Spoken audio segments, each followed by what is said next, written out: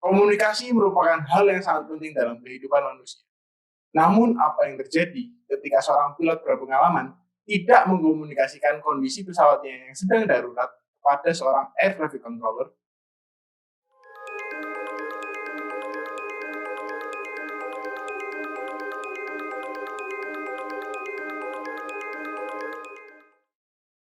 Penerbangan yang akan kita bahas pada hari ini adalah Avianca penerbangan 52. Nah, Avianca pada tahun 80-an hingga 90-an itu terkenal sebagai maskapai pengangkut narkoba. Bukan karena mereka yang secara resmi mengangkut narkoba ya, tapi karena banyaknya narkoba yang diangkut melalui orang-orang penumpangnya dari Kolombia ke Amerika Serikat. Karena sebagaimana kita ketahui pada tahun 80-an 90-an itu Kolombia itu memiliki geng narkoba terkenal, geng Medellin yang ketuanya adalah Pablo Escobar. Nah, geng Medellin ini mengangkut narkoba banyak sekali yang menggunakan Avianca untuk sampai ke Amerika Serikat. Nah, pada saat itu customs-nya mungkin belum terlalu ketat sehingga banyak sekali narkoba yang lolos dan akhirnya dijual bebas di Amerika Serikat. Nah, penerbangan hari ini naas sekali karena dari Kolombia ke Amerika Serikat dan ketika hampir mendarat itu mengalami crash di dekat New York.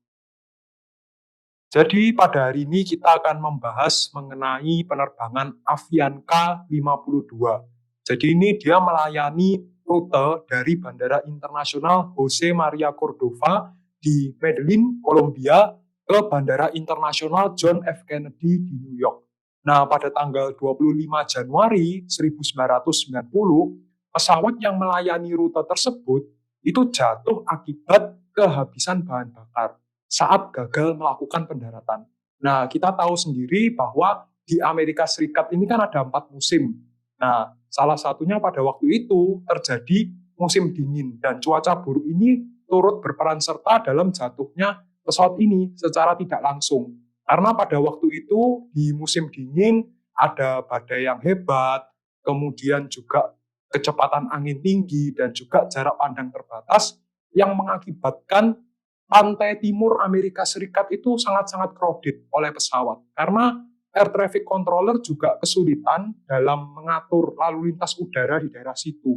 Jadi ada pesawat yang menunggu memutar-mutar di udara sebelum melakukan pendaratan. Dan ini terjadi di beberapa daerah seperti di Boston, Chicago, Philadelphia, dan juga New York. Nah, pada hari ini, pada kejadian kali ini, pesawat yang terlibat adalah pesawat Boeing 707-300 yang pada saat itu sudah cukup tua, sekitar 30 tahun lebih. Nah, ketika Boeing 707-300 ini pertama kali rilis, itu merupakan pesawat yang sangat mutakhir pada zamannya. Ketika itu tahun 50-an ya. Dan di mana tahun 50-an itu pesawat jet itu merupakan sesuatu yang baru. Karena baru 10 tahun sebelumnya, waktu Perang Dunia II, Jerman mempelopori pembuatan pesawat jet, yaitu pesawat Messerschmitt 262. Nah, pesawat kali ini itu memiliki bahan bakar yang cukup untuk terbang selama 6 jam 30 menit untuk terbang ke bandara utama di JFK, kemudian bandara alternatif lainnya, dan juga tambahan cadangan. Namun sayangnya, ini nanti tidak cukup. Nanti kita akan bahas lebih lanjut lagi. Namun sayangnya bahan bakar yang sebanyak ini itu tidak cukup juga. Nah, pesawat ini memiliki banyak kerusakan karena ketika itu Avianca ya kita bisa bilang maskapai yang lumayan bobrok ya.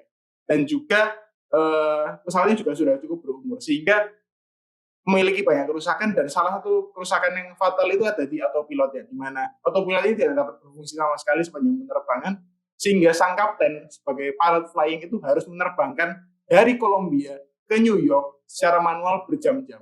Bayangkan saja, kita sebagai penumpang kalau misalnya suruh terbang dari Kolombia ke New York pasti sudah sangat capek. Apalagi sebagai kapten yang menerbangkan berjam-jam, pasti sangat kelelahan, dan ini nanti akan berdampak pada kejadian. Nah, pesawat ini membawa 149 penumpang dan 9 kru dengan total 158 orang di dalam pesawat, dan ketiga orang kru di dalam kokpit itu sudah sangat berpengalaman. Namun sayangnya, pengalaman ini akan berpengaruh terhadap kejadian nantinya. Sekarang kita akan masuk ke bagian utama dari podcast ini, yaitu kita akan menceritakan kronologi secara runtut dari kejadian ini. Jadi pada pukul 15:08 waktu setempat, pesawat ini lepas landas dari Bandara Internasional Jose Maria Cordova di Medellin, Kolombia untuk memulai perjalanannya ke Amerika Serikat. Nah, pada pukul 17:28 waktu setempat, pesawat ini mulai memasuki wilayah udara dari Amerika Serikat, tepatnya di daerah sekitar Miami itu. Dan pada waktu itu karena situasi cuaca buruk dan juga delay yang menumpuk di kawasan situ, akhirnya petugas ATC memerintahkan pesawat ini untuk holding pattern di atas daerah Norfolk itu selama 19 menit. Nah, setelah holding pattern pertama di Norfolk, mereka melanjutkan ke holding pattern kedua di Houghton Intersection. Jadi ini adalah semacam waypoint atau titik-titik fiktif di udara, dan itu dia disuruh holding selama 29 menit. Nah, setelah holding lagi di situ, mereka melanjutkan ke holding pattern ketiga. Kali ini di Cameron Intersection. Nah, di sini petugas ATC memerintahkan pesawat untuk indefinite hold. Jadi dalam artian holding sampai batas waktu yang tidak ditentukan. Dan secara aktualnya di lapangan pada waktu itu mereka akhirnya holding selama 29 menit. Dan pada waktu itu petugas ATC menanyakan kepada para pilot berapa lama mereka dapat melakukan holding di situ. Tetapi jawaban dari first officer hanya menjawab ya kira-kira sekitar 5 menit. Nah, tapi ini peranan penting di sini ya. Jadi tidak jelas 5 menit ini apakah 5 menit kemudian mereka mencapai batas minimum bahan bakar dan harus segera mendarat, atau 5 menit lagi mereka masih bisa terbang ke bandara alternatif. Dalam hal ini bandara alternatif mereka itu ada di Boston. Karena pesawat ini sudah dekat dengan New York, akhirnya petugas Air Traffic Control dari New York atau Tracken di New York itu mengambil alih posisi pesawat atau mengambil alih kontrol dari pesawat. Nah, petugas Air Traffic Control ini menyuruh pesawat untuk melakukan manuver holding lagi ya, dengan cara melakukan manuver 360 derajat. Nah, itu manuver holding karena dirasa bahwa pesawat itu tidak dalam kondisi kritis yang membutuhkan untuk mendarat saat itu juga, sehingga ya disuruh holding lagi dan holding lagi. Nah, pada saat itu petugas ATC menginformasikan kepada sang first officer sebagai petugas radionya ketika itu di pesawat bahwa ada wind shear yang cukup keras di bandara JFK. Nah, hal penting dalam kejadian ini adalah sang first officer tidak menyampaikan informasi bahwa ada wind shear yang keras di bandara JFK. Nah, dalam hal ini mungkin bisa dipertanyakan ya, kenapa sang kapten sendiri tidak mendengar dengan jelas gitu soal wind shear ini? Karena dulu itu mungkin bahasa Inggris sudah menjadi universal language untuk aviation di seluruh dunia. Namun banyak pilot yang ketika itu masih tidak fluent atau tidak fasih dalam bahasa Inggris. Mungkin kalau dalam hal membaca bahasa Inggris masih bisa. Namun kalau dalam berkomunikasi lisan itu mereka masih terbata-bata. Nah, sama halnya seperti kapten pada kejadian ini. Dia tidak begitu bisa mendengar bahasa Inggris dengan baik sehingga tidak mengetahui bahwa ada wind shear di JFK. Nah, pada pukul 21 waktu setempat, sang Air Traffic Control ini menginfokan bahwa terdapat angin kencang, hujan ringan, dan jarak pandang yang terbatas di bandara JFK. Nah, petugas ATC kemudian mengizinkan pilot-pilot ini untuk turun ke ketinggian 2.000 kaki untuk sebentar lagi melakukan approach ke JFK. Nah, para pilot ini waktu itu memperdebatkan apakah ATC telah mengetahui situasi mereka yang semakin memburuk. Karena ketika itu mereka tidak menyatakan bahwa mereka dalam kondisi darurat, tapi mereka menerka-nerka, berasumsi apakah ATC tahu bahwa mereka harus mendarat pada saat itu juga atau tidak. Namun asumsi yang tidak dinyatakan itu menjadi hal yang buruk karena ATC tidak bisa memprioritaskan mereka, karena ATC tidak tahu ya bahwa mereka dalam kondisi darurat dan fuelnya mereka atau bahan bakarnya mereka itu makin menipis. Kemudian petugas ATC mengizinkan mereka untuk mendarat di runway 22 left. Pada ketinggian 500 kaki, pesawat ini kan sudah mulai melakukan approach nih. Mereka mengalami wind shear yang luar biasa hebat, di mana wind shear itu anginnya datang dari samping dan bukan dari depan atau dari belakang, sehingga menggeser posisi pesawat sehingga pesawat tidak bisa stabil. Dan mereka mendapatkan peringatan ground proximity warning system. Nah, karena jarak pandang yang terbatas dan mereka tidak dapat menemukan runway pada saat itu, akhirnya first officer menyatakan bahwa mereka mengalami misapproach dan harus mengalami go around dan akhirnya menanjak lagi ke udara. Nah, pada saat melakukan prosedur go around, petugas ATC menyuruh para pilot untuk naik ke ketinggian aman 3.000 kaki dan dengan arah yang semakin menjauhi bandara. Nah, pada waktu itu, flight engineer mengingatkan kapten dan first officer supaya kalau ketika melakukan go around, mereka itu sudutnya jangan terlalu menukik. Karena kondisinya bahan bakar sudah mulai menipis, dan dalam ilmu mekanika fluida, kalau fluidanya sudah semakin tipis dan posisinya menukik, dia akan mengalami peristiwa yang namanya sloshing, di mana aliran bahan bakar itu akan malah ke belakang, dan akhirnya pompa ini tidak bisa menghisap dari bahan bakar itu sendiri. Dan pada waktu itu, petugas ATC mengarahkan pesawat ini menjauhi bandara sejauh 24 km. Nah, walaupun kapten ini seseorang yang tidak terlalu fasih dalam bahasa Inggris, tapi dari kondisi yang mereka input itu sebenarnya membawa masalah dan kekhawatiran. Apakah benar petugas ATC ini sudah mengetahui bahwa situasi mereka ini sudah semakin genting dan butuh untuk melakukan pendaratan segera? Kapten menanyakan ke first officer yang pada waktu itu melakukan komunikasi dan juga berperan sebagai penerjemah. Dan pada waktu itu mereka diberikan urutan nomor 2 untuk melakukan pendaratan. Karena petugas ATC ini khawatir kalau mereka itu semakin ditekan untuk segera melakukan pendaratan, itu nanti akan go around lagi seperti sebelumnya. Karena kan kondisi cuaca buruk, jarak pandang terbatas, jadi mereka mau memberikan waktu yang cukup bagi mereka ini untuk melakukan pendaratan. Nah, tetapi tidak lama kemudian, flight engineer mengumumkan kepada para pilot yang lain bahwa engine number 4 mengalami flame out atau kegagalan karena kehabisan bahan bakar. Dan ini juga diikuti oleh mesin nomor 3, nomor 2, dan nomor 1 sampai pesawat ini kehilangan gaya angkat dan gaya dorong. Dan akhirnya pada pukul 21.34 waktu setempat, pesawat jatuh di sebuah bukit di daerah Cove Neck, New York. Dan dari seluruh penumpang dan kru dari pesawat itu, 85 orang ditemukan selamat, namun dalam keadaan terluka berat, dan sisanya sebanyak 73 orang ditemukan meninggal dunia.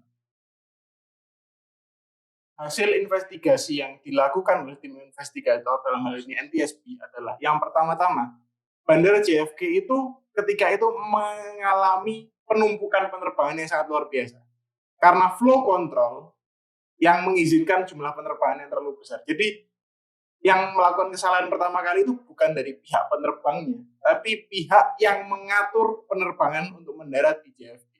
Karena ketika itu 33 penerbangan per jam diizinkan untuk mendarat di JFK pada cuaca yang sangat buruk. Kalau 33 penerbangan per jam ini mendarat pada cuaca yang baik, mungkin kita bisa menganggap, oh ini sesuatu yang normal, karena memang kondisinya seperti itu biasanya. Namun, 33 penerbangan pada 1 jam, di kondisi yang sangat buruk, itu merupakan sesuatu yang sangat optimistis, dan bahkan bisa kita bilang mustahil. Karena, kalau 33 penerbangan ini pasti salah satu dari antara mereka mengalami go around, karena kondisi cuaca yang sangat buruk, ditambah lagi dengan wind shear, pasti ada yang tidak siap dengan kondisi cuaca yang buruk seperti itu. Sehingga ketika itu akhirnya harus ada pengestopan terhadap flow yang masuk ke JFK. Dengan cara mungkin bisa di-divert ke bandara lain, atau diperintahkan untuk menunggu dulu di darat sebelum take off. Sehingga tidak terlalu banyak flow yang masuk ke JFK pada saat cuaca buruk. Kemudian, pihak dispatcher maskapai ini juga memberikan para pilot ini bandara alternatif secara default itu ada di Boston. Padahal Boston ini juga mengalami cuaca yang buruk, sama buruknya seperti di New York. Sehingga pilot kalau ke sana pun juga akan bisa dikatakan susah juga untuk mendarat. Sehingga akhirnya dispatcher ini seharusnya memberikan alternatif bandara yang cuacanya lebih cerah, seperti di Syracuse atau di Buffalo yang letaknya cukup dekat dengan New York.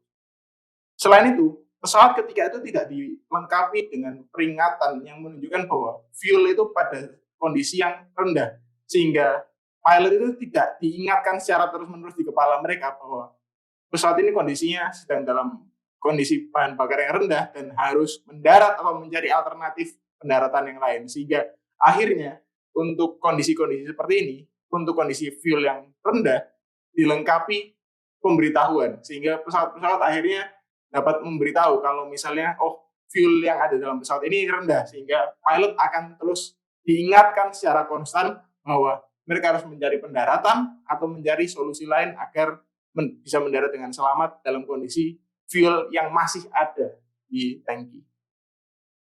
Nah, pada waktu itu juga terdapat masalah karena petugas ATC mengasumsikan kondisi first officer yang mengucapkan bahwa mereka bisa ada 5 menit lagi untuk holding. Itu tadi kan ada 2 opsi. 5 menit sebelum bahan bakar mereka mencapai batas minimum atau 5 menit sebelum beralih ke bandara Boston.